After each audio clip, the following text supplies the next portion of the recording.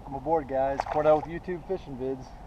Made it back out to my local lake after a nice BFL tournament on the Chickahominy River this past weekend. It's a Monday and I'm cranking them up. It's a nice little breeze out here. It's time to go deep, guys. It's summertime.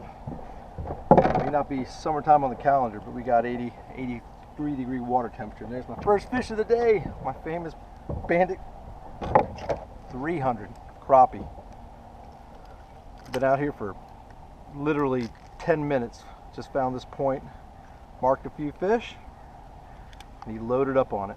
Super clear. I mean, it is extra clear today. Water level went up, which is kind of interesting, but that's a great start. Thanks for joining me.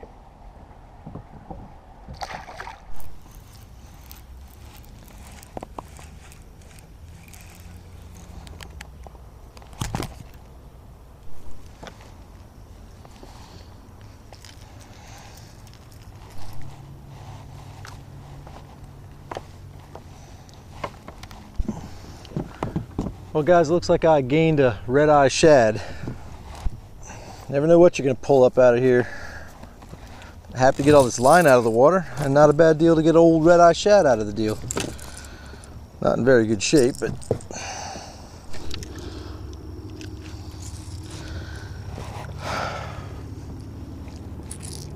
red-eye shad. A little rusty. A lot of line recovered from the water. One less snag for all of us. All right, guys, we are in major transition. I feel lucky to have gotten that one fish on a medium deep diving crankbait, but it's time to break out the secret weapon. I'm seeing nothing but suspended fish. I don't see anything on the bottom. A couple fish here and there, but nothing serious. I'm telling you, these fish look like they're between 5 and 10 feet of water. The thermocline's around 8, and nothing on the bottom. So here it comes, guys. Spybait.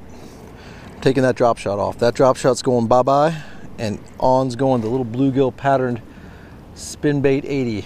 So we're gonna go ahead and take off the famous drop shot since nothing seems to be on the bottom. I've been throwing this for a little bit, nothing. We're gonna get that Spybait on my drop shot rod.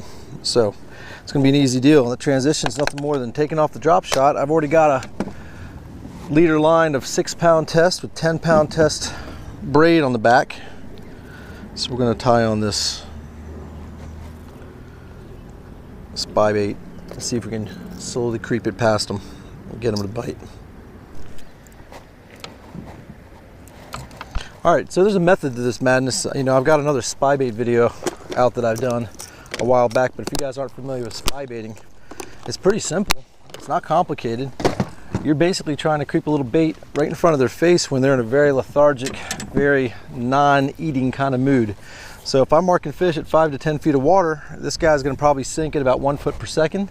I'm gonna get up on a little contour line at about that depth, or whatever depth I see them. And in this case, I'm seeing them anywhere between 10 and 15 feet, up to 20 feet.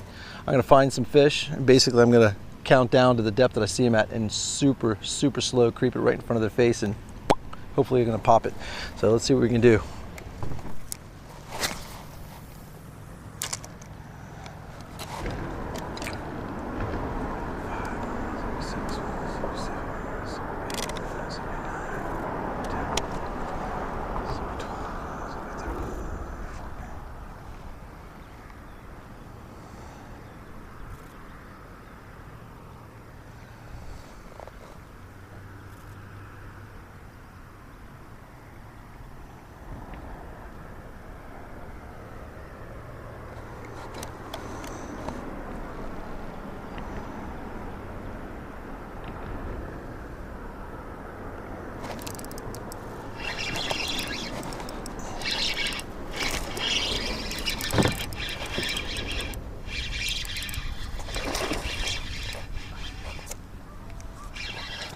Spybait, boys. This wasn't a contour situation, this was a piling situation. I took a chance. There's my first spybait fish of the year, and it's a nice one. Wow, awesome. Check it out, guys. Gotta love a spybait. If you can't finesse them up with a drop shot, Just creep it right in front of their face and look what you end up with. Awesome. I am so psyched. That was a great hit. I upgraded these hooks. You know, this is the Duo Realis Spinbait 80. Last year, you know, the original hooks are pretty good. They're not bad. I went ahead and got these Aaron Martin's Gamakatsu finesse hooks, number 6s in the Spinbait 80, man. This thing, oh, he just had to breathe on it. But there it is, guys, little Duo Realis Spinbait 80 in a bluegill pattern. And there's my first spybait fish of the year, whacked right on a bridge piling. I just counted down. I just took a chance and counted from 8, first cast, down to 10, and that was a 12 countdown. So I counted 12 seconds as it counted down, creeped it right past that piling, and bang! Spybait, guys, I'm telling you. Cool.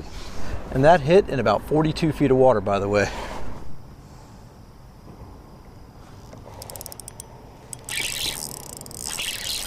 There he is, guys, another spybait fish right off a point. What am I at? 26 feet of water.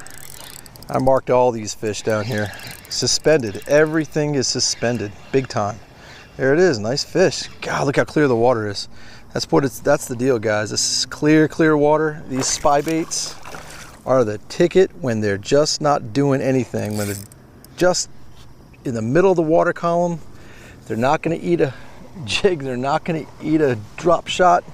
They're going to eat this thing, I'm telling you. Look at this nice fish. I got them all over the place with those sharp hooks I told you about. Oh, 2 spybait fish in one night. I'm only fishing for 3.5 hours tonight, guys. So first fish of the day was just that kind of random find on that Bandit 300 crankbait in about 12 feet of water. But here I am sitting in 26 feet of water, barely June. It's the first week of June. And these fish are just staging out here, just chilling, just up and down between 8 and 12 feet of water, suspended, nothing on the bottom. So that spybait is just creeping right up on them, and they can't handle it. So love the spybait. A little show there.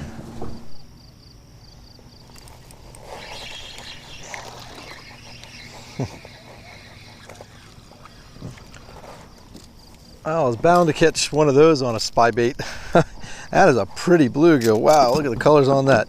Talk about a bluegill. Seriously, guys, that is a pretty fish on a bluegill pattern spybait. All kinds of stuff marked down there. Everything's suspended. Like I said, guys, if you guys get out here and it's a tough bite, even if you don't have a depth finder, guys, if you're not catching anything on the bottom, if you're throwing drop shots, shaky heads, all that kind of stuff in super clear water, and nothing's happening, there's a good chance the fish are just kind of suspending and hanging out in a lethargic mood. So you might want to just find a way to sneak up on them and throw a spybait. The art of silent capture. Yeah, it'll get up right on them, and sometimes you just can't resist. So guys, it's been a great night. The sun's dipping. If I catch another fish, I'll show it to you, but that little bluegill might be my sign out fish. And so as always, guys, I appreciate you joining me. Appreciate you guys subscribing. Till we meet again, over and out.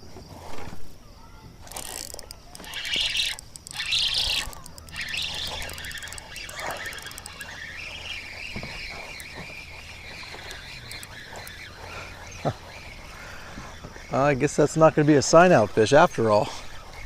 See what I got here. Small bass, I think, after a little bluegill. Sure is. Look at that. Third bass on a spybait, guys. It's not over till you know who sings. All right. So number 3 spybait fish. Bass. Just caught myself a bluegill. Back-to-back cast here. Just tried to sign out with you guys, but you know the drill. Get these spybaits out if you got them. If not, get one.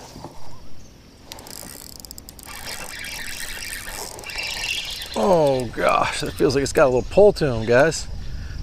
Oh my God, these bluegill are thick in here.